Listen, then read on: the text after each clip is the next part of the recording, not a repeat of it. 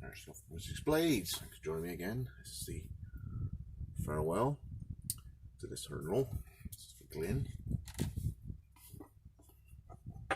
So the stock is 4.7mm, 52-100 with a skeletonized handle. We've got English Yew, red liners, and loads of mosaic pins.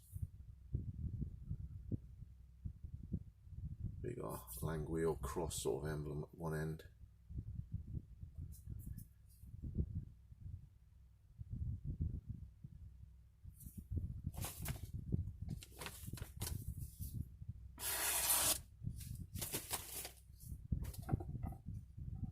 And the sheath.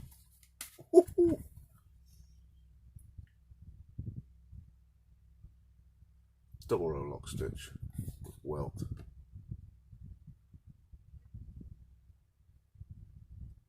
I did it in a sort of burgundy dye, just to blend with the Templar cross on the front in red.